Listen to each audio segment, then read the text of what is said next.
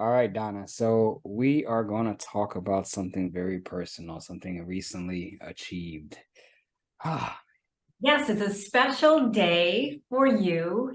And I mean, what a better way to celebrate it than for us to talk about this, right? well, I guess that's a good way of looking at it, of growth through it. Yes. So, Rode through it. So, I mean, would you be willing to share a little bit about your anniversary and what it's about? yes. So, dealing with sex addiction for a very long time and Mm, achieved 1 full year of celibacy. 1 full year. Um, That's it's yeah. It doesn't mean it's been easy. There has been some inner battles and everything, but 1 full year of coming up of celibacy. This means no sexual activity with anyone else. This means we're about to go there. This means no intercourse, no foreplay, no how do I say this? To mouth in certain places. That's the best way I'll say it without going too nothing, explicit. nothing. Yeah, nothing. And the last person I was with was actually my ex. So it's not like I went to go meet with someone new. It was somebody that had that experience with before. But for me to say just completely separate myself from that, even with the ex, separate myself from that, it's just it's been a blessing. I'll say that. It's been challenging, but it's been a blessing. Yeah. So, so because I know your story and someone out there may not know your story, would you like to share a little bit of your story as to why you even did this? What, like, you're 36 years old. Why in God's name would you want to be celibate at your age? I mean, so if you want to share that, that'd be great. Oh, okay. So basically, live with a belief that that was my worth. That was my worth. So everything I looked at, because since a young child, been told, "Oh, you're handsome." I felt the inadequacies or insecurities of failing the first grade, being put in speech classes, put in remedial classes, being born in America and saying English second language. What? So it's like coming from that space, and we grew up speaking English, it's just that Jamaican dialect or patois in the household. But being told you're wrong, you're wrong, you're wrong, insecure is the only thing I had for myself is like you're cute, you're handsome, he's gonna do this, he's gonna do that. So growing up with that space, and then also there's also a cultural thing. It's a cultural thing to where it's like, black men are only good for sex. That's what I've been believed and heard throughout my entire life. They used to have Mandingo parties. If you don't know what they look it up. Anyone watching this? So basically that was a belief I had in my system, my belief system. So I had no intention of doing a 4 year, none whatsoever. But what I saw was that was what had this grasp on me and holding me as a slave, if you want to say, is holding me as I'm not able to get past this. So when I separated myself from that, even before um with court, before then, it was like 8 or 9 months. So it was a good gap in between it still. So either way, it was like, okay, big gap, come back over here, and then another gap. So I'm grateful for the year. The intention behind it was not a year, but it's to separate myself from that energy of saying that, you know what, I could take back control of this, I could be in control of myself, rather than saying that ruled me or someone else outside of me could has the grips on me. Okay, so I have a question then with regard to that, and this would probably help others as well if you explain what brought you to that final decision that you had an addiction, and this is something that is either going to do something, take you away from stuff. I mean, explain that. How Ooh, do you know that you're an addict? You're a male, you like sex. yeah, okay. So ooh, this is a story. So the first person I told to was my ex while we was in a relationship. So I told her, I said, you know what, I believe I'm crying. This isn't like hey, I'm just open and happy. No, I'm crying. I'm like, I believe I'm a sex addict. And she's like, I know something was wrong. And I was like, what do you mean? She said, because you're craving. Is it like you always wanted more and more? But what I was looking for was love outside of myself, because I basically made that my love. I made it seem like it was my love. It's like that will make me happy. So for me to see it is what, like, 2019, it took me to contemplate suicide. For me, look in the mirror and actually look at myself. I'm like, I don't recognize the person I see. I no longer, and when I say this is many people will look in the mirror, but they're looking at the surface. So when I looked in the mirror and what I looked back at, I didn't like what I saw. I didn't recognize that person. I didn't recognize, where was that vibrant kid at again? Where was that person that had all that spunk? I had chunky cheeks because this is when I was overweight. I had everything. I was looking at myself and I started crying. And I told her, I said, I believe it. And it wasn't after when I told her I felt like I was dead on the inside. That's when I looked in the mirror. That's when I started contemplating suicide and everything. But then after, later down the line, when I separated myself from her for a little while, and then she came back down to visit because I came to Houston for a little bit during the pandemic. This is 2020 now.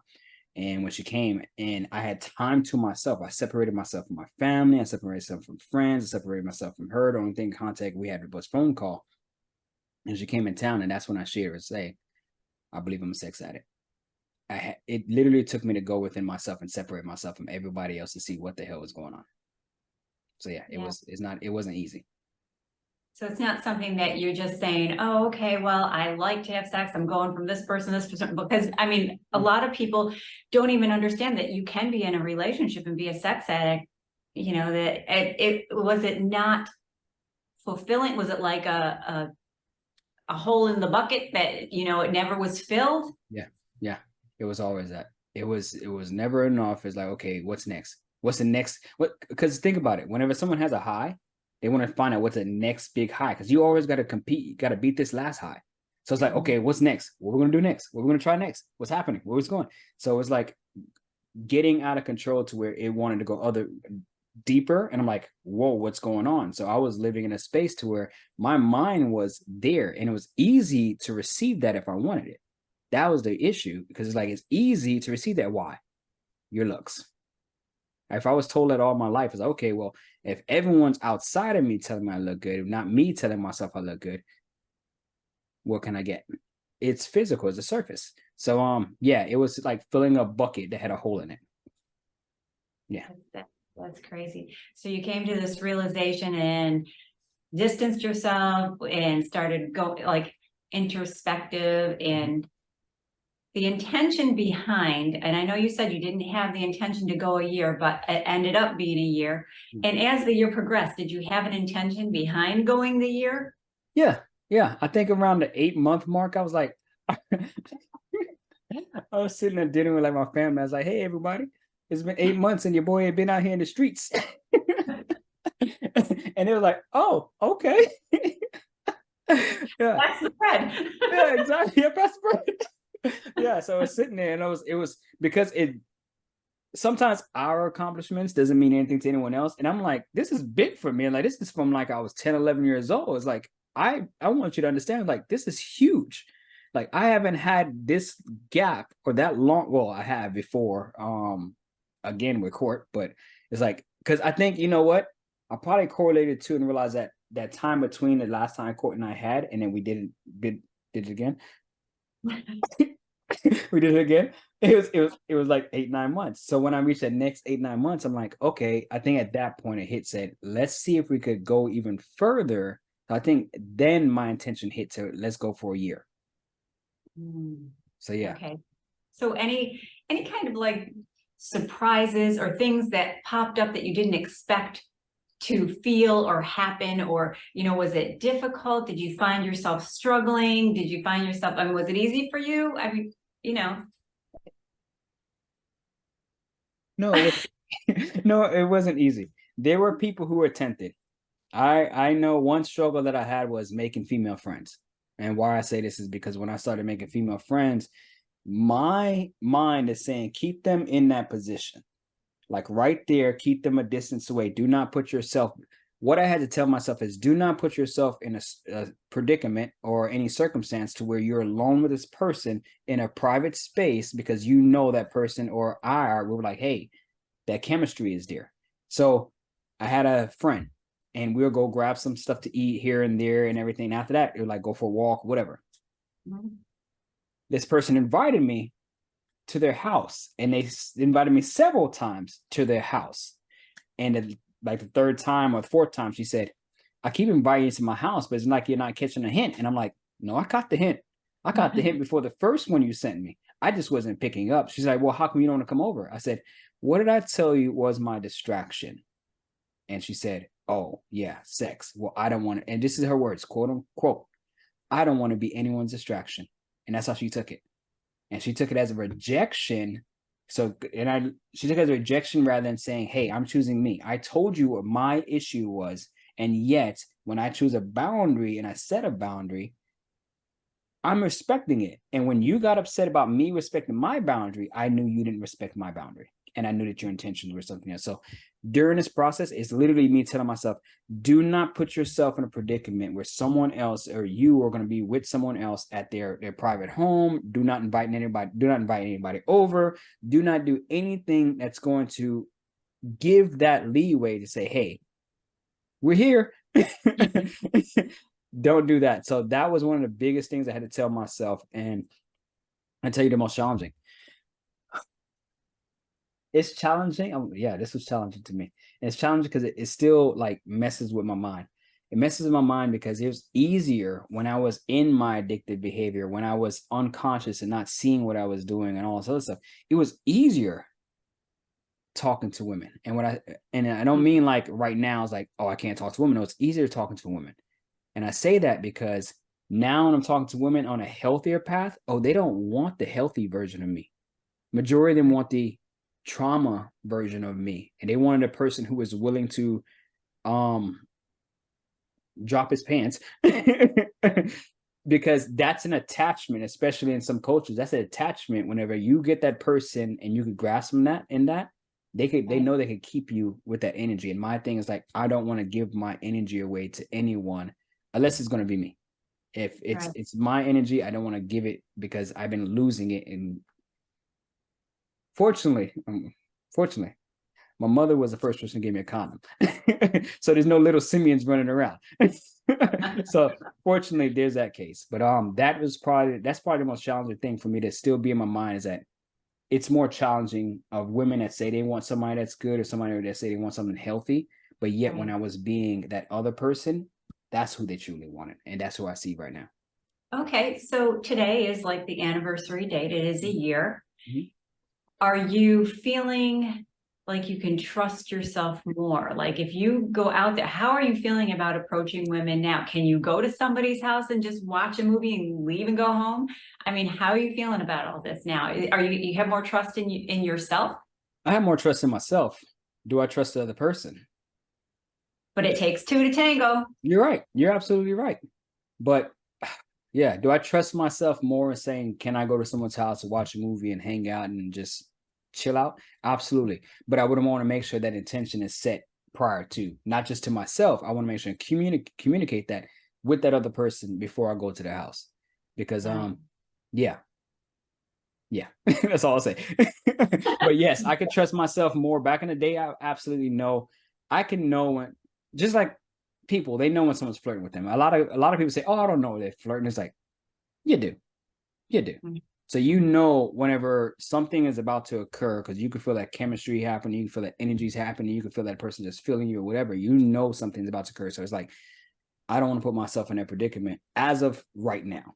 Right now, I don't put myself in that predicament. What I don't say I'm going to close myself off. I don't intend to go 2 years. That's not my intention. But if there's nobody I connect with, then what's the point? Right. So have you encountered, not women, have you encountered other men or other people? I mean, it could be women across the board, as because you literally came out and you were very open to talk about this. Mm-hmm. Have you encountered people that came up to you and said, thank you so much, I'm struggling with this too? Or is it more like they're embarrassed or shameful? I mean, have you encountered people like that through your journey? Yeah, so I did come across some people to where they said they wouldn't be able to share whatever I shared with people, like just coming forward with it. And the reason why I was able to do that is because I received help in a challenge that let me know, like, either you're going to be you or people, because whether you do good or bad, this is what mom told me, whether you do good or bad, everyone's going to have something to say about you. And then when I received some assistance with another coach, this is why, another reason why I became a coach, because like, if you could have someone who help you get past that stuff, because this is something I've been carrying from a young child. So if I'm carrying this, been doing it over and over and over and over, and they built this habit up, of course it's shame. We get that in society. It's drinking, drinking, drugs, sex, but they don't talk about social media. They don't talk about watching TV. They don't talk about, what else do we have? Eating, overeating. They don't talk about all For these sure. other addictions that we have. Shopping. Shopping, right? The ones they make so bad in society is sex, drugs, and alcohol. Those are the ones they make so Right. bad. So of course I have one of those big ones, and I still struggle today because it's a natural thing to have sex. So my thing is like, Right. am I not natural right now? But most people, they won't come forward and say it. I've had more people who will show up to me if I'm going into a program or doing something to where it's like I've done a what's it called, family origin for men. It's like what our trauma was when we were kids, and you'll hear more people talking stuff like that in closed quarters, but no one's going to come up and say, hey, thank you for sharing. Well, some people would, but I have not received that of people saying, hey, why'd you do it? Yeah. See, I think that if anybody, they'd be more apt to come to you because you are a coach, wellness, spiritual coach. I mean, you are a coach and you're open to, this is what I do. This is what I've gone through. And you're non-judgmental. You listen with an open mind, an open heart, and guidance. You have that guidance. So that's why I asked that question. I would think that you're their safe haven. You're, like, okay, there's somebody that walked through the fire and I am burning to death here. I need to reach out for help. And that's why I asked. I figured if anything, and maybe through this, you're going to reach somebody. And if someone is listening that's struggling with those problems, Yeah. not that you would give advice, but what kind of guidance would you give them? One day at a time. I recently heard someone say, I'm just going to stay sober one more day. I'm just going to do it one more day. But find out what your intention is behind it. So another intention is my spiritualness. Because when I was going through this throughout my entire life, is called the walking dead. I was living unconsciously, allowing my habit, my addiction to rule my life. And when I came to the other side and realized, oh my gosh, we're spiritual beings, or spiritual beings having a human experience. And when I woke up to that and realized, like, oh, this is what's killing me, because every time when I go there, every time I release my life force. So then when I realized that that was killing me, keeping me stuck and not able to move forward, I was existing, not living. I didn't have any life force. I was tired. I was drained. I'll put a picture up to where, look, like I took a picture of myself, and today, I will share it now, but back then it was shame. I didn't even see it. And I just looked at myself and say, what is this? Who is this? So I said, when I looked in the mirror, I didn't know who the hell I was looking at. But another thing is probably because this past year, I took it upon myself to work on me, to make sure focusing on me. So before I was going to everybody, yeah, I shared my story. But before I was going to anybody, like attempting to help them with their stuff, it's like, let me go through my stuff. Let me fix my things, because it says in the Bible, Jesus says, in order for us, we're attempting to help someone remove that speck in their eye, but we got a board in our eye. So it's like, okay, well, let me chip out this damn board before I attempt to help somebody with that speck. So this here will probably be something to more help somebody or assist or suggest certain things to somebody who is struggling with that, because we do give ourselves a little too much when I don't want to say we shouldn't, but we do give ourselves a little too much away from to other people, and it's bad. And I'll explain that right now if you want. Absolutely.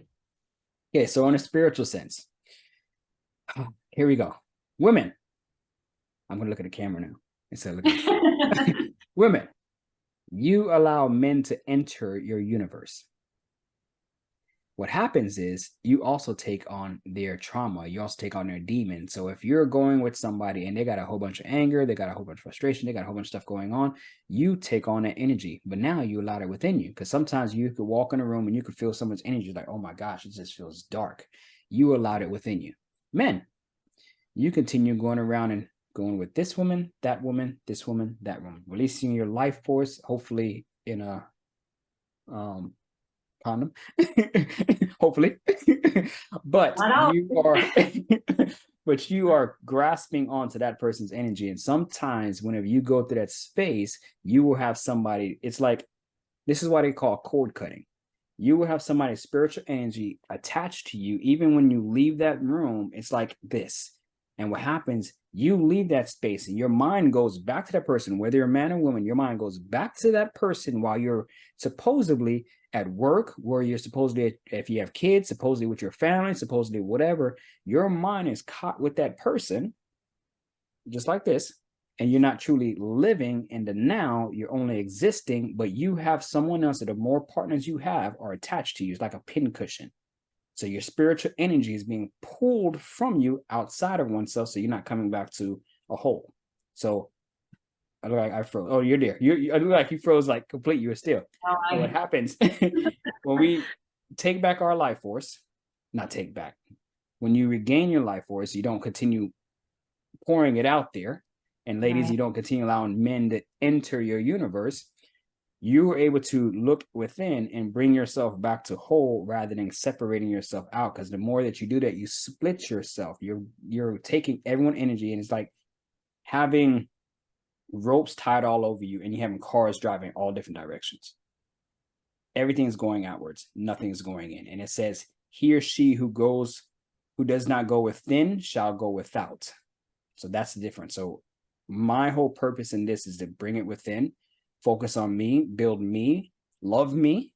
And then the next person that I decide to have that act with, that's where I want it to be more of a spiritual thing. So I forgot which book it's called. There's a book. So basically, there's a book. I'm gonna find it out. I'm gonna put it back on here. So basically, let's say for instance, there's a person named Mary. I don't know. There's Mary. There's a guy named Joseph. Oh, jeez. Before, Joseph did not have a sex addiction. I'm just saying. not saying a sex addiction. I'm saying overall. Before you go through this space as a physical, the spirits is combined together before it goes this way.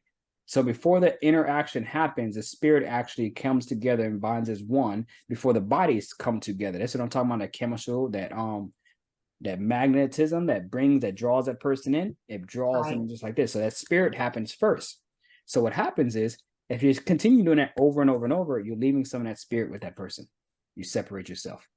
So that was a huge intention for me, for a spiritual alignment for myself, of me not going out and having sex. So that probably is something that's in the forefront of your brain, so that you'll be doing your research, sort of research, before you encounter anyone else. However, do you find that now you're a target, like, oh, I want to be the one to break his celibacy? You know what? Fortunately not, because now I'm talking about a celibacy. There's only a handful of people who knew about my celibacy. I wasn't going around saying, hey, I'm celibate. Hey, I'm celibate. Hey, I'm celibate. You didn't have a t-shirt? No, I didn't have a t-shirt. I didn't have a t-shirt that said I'm celibate. No. So fortunately, I have not had that. I have not had to experience that experience yet. Yeah. Because I have not told anybody I was celibate. I kept it to myself. The only few people that knew from, like I said, my family 8 months ago, or not 8 months ago, but 4 months ago, talking like at a dinner table, hey, your boy out here in the streets. So I have not experienced that. And I do have a bit of a concern. So what is that? The concern is, it says, when you touch the flesh of a dead, and I don't mean somebody, a corpse that's just dead, because that's, don't do that. Thank you for explaining that, because people are going to say, okay, he went from a sex addiction to another whole addiction, and that one's not, what's that, necrophilia? I don't know what the hell that's called. something. I don't know what something. Yes, not that.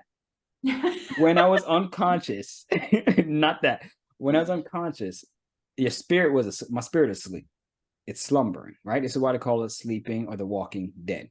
So when I was unconscious, when I was allowing my addiction to rule me, I was sleeping. When you touch the flesh of the dead, it says you will become dead again.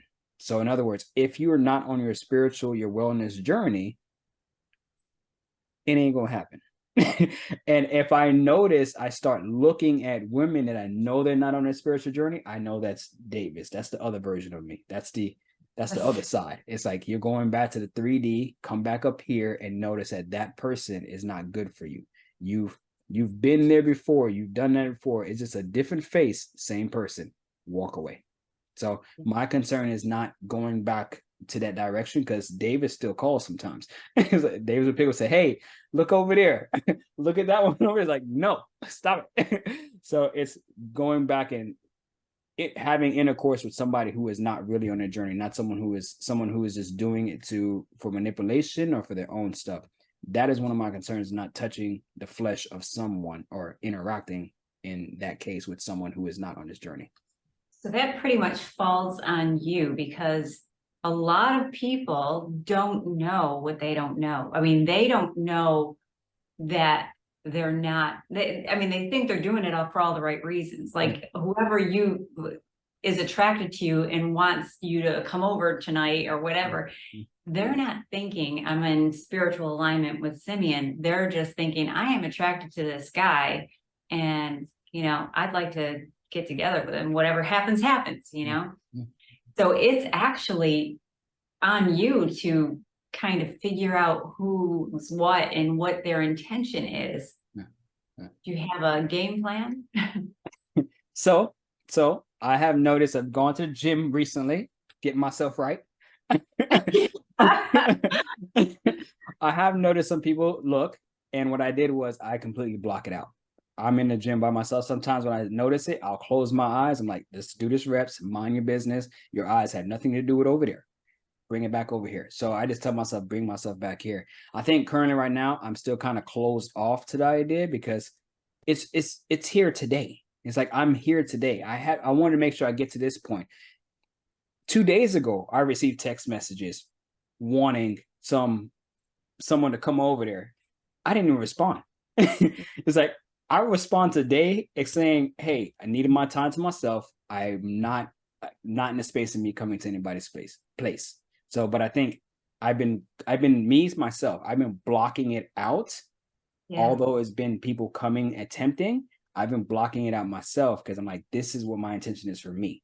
I did this for me.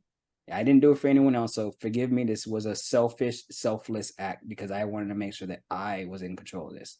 And now I can make it more selfless, because I can help other people if this is what they want. But no, I've been blocking it.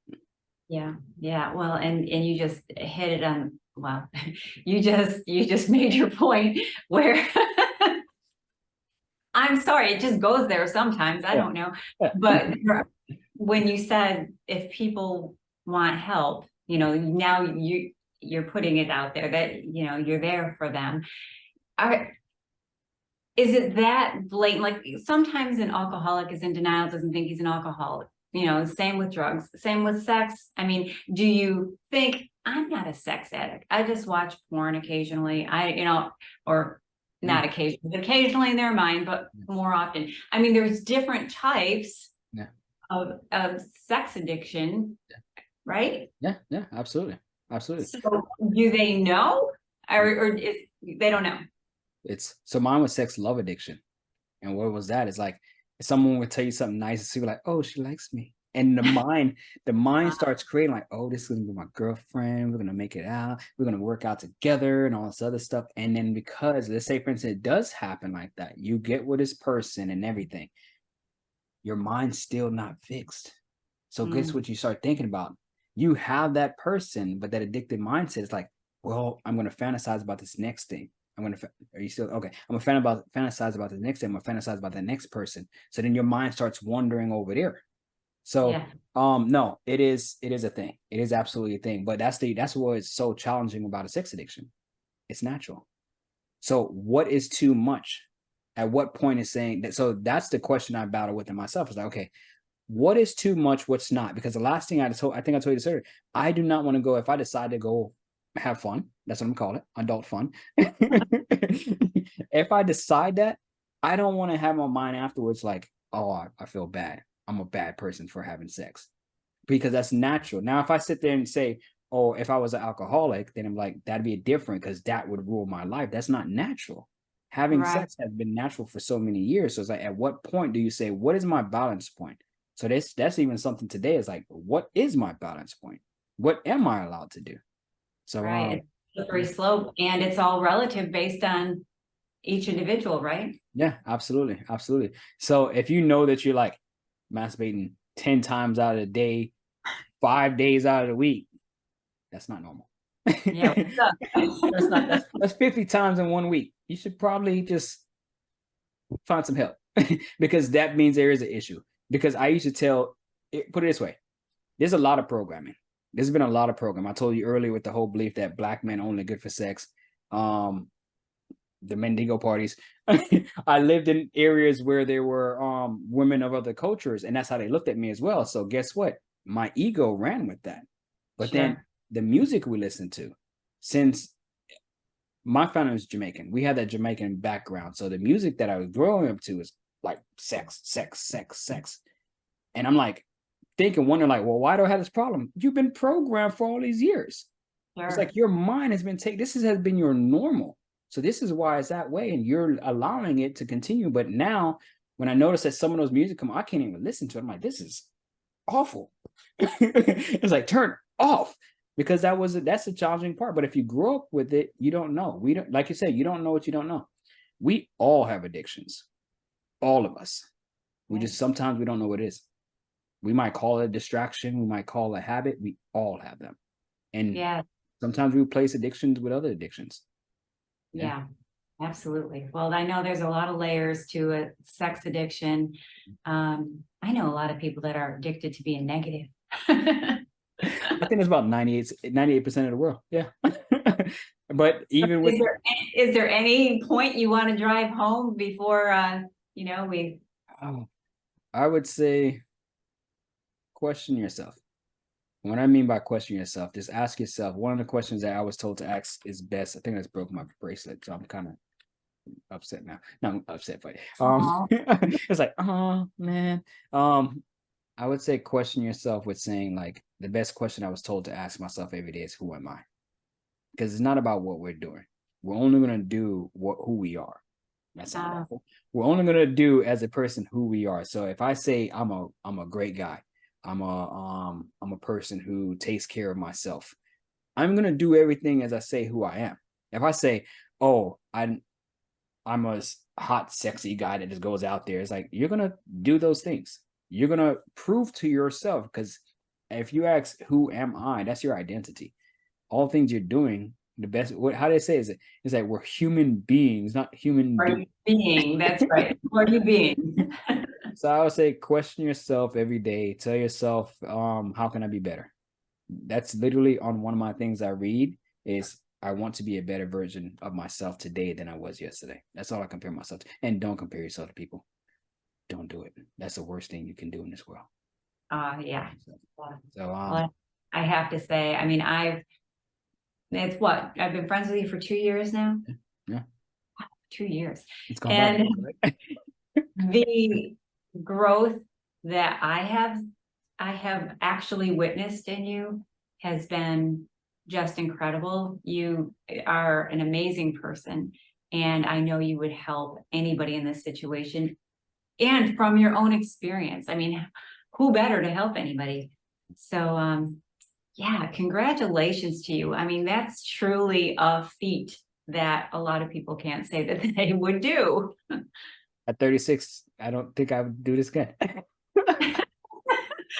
35 to 36. But yeah, no, I appreciate that. I was not expecting that. Almost got me teary-eyed over here.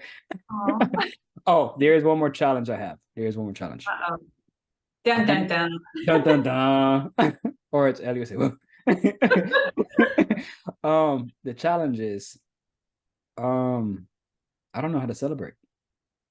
I don't know how to Yeah, celebrate it. So if anyone's watching this, I'm looking for a way to celebrate this. Not don't not say that way. not that way, because 3 people asked for that. What are you gonna do? You gonna do an orgy and have like no, we're not going down that route. So I don't know how to celebrate it. I could go to the arcade, I go to movies, but it's something I did already. This is something big because this is I'm gonna say this right now. This is the most I'm gonna say second most challenging thing I am doing in my life. This is the most thing I've accomplished. This is the biggest thing I've ever accomplished, the most significant thing I've accomplished in my life, because that's what I feel. It's for me. It hasn't been for anyone else. It's truly for me. And I 100% kept my boundaries from other people Yeah, when I and was you a people pleaser. Yeah, well, and you put challenge over challenge over challenge. So like most people have one challenge that they're doing and they would say, okay, I'm going to be celibate for a year. This is it. But you have like, I can hear the circus music of the balls juggling because you have so much going on. You have so much going on that it never ends. So, I mean, I commend you for that as well. Not only do you do you do the work, the difficult stuff, you do it, and then you say, let me do a little more. Let me give myself another challenge. And, in another 6 days, 5 days, whatever it is, Yeah. maybe you can combine the celebration. That might be it. That might be Yeah. it. And you remember what I said? We replaced one addiction with another addiction. Mine was just self-help, health, challenges. Challenge. I think that's your addiction. Challenges. That's, if you want Simeon to do anything, say, I challenge you to da da da, and it'll happen. But no, I think you started your celebration by actually talking about it today. And I think it would be wise because then you're going to actually have more wiggle room to do what you want to do once this other challenge is over with. So you should combine the celebration. You saw the whole challenge when you said it was done and everything is melted. It's like, oh my gosh, I can't wait for this to be done. And we will be talking about that. And you know what, Simeon? Look, see this itty bitty glass? Oh man, I'm a little jelly right now. A little jelly. But yeah, so we will be talking about that. But I appreciate you for talking this with me. I thank you for being so open and honest and sharing your struggles, your accomplishments, your journey. I think that's the only way to do it. They say one of the coaches I'm dealing with is and we'll end this soon. One of the coaches I'm dealing with, Russell Brunson. He said, stop building content and start documenting. Start sharing your story. Start sharing your journey. And this is part of it. It's not easy. It's not easy. Every time I do share, sometimes something comes up, but then it's like, get past it. So yeah, those come up so you can get rid of it. Yeah, absolutely. All right, well, everyone, that's my life. Thank you for listening. I got that from Mariah.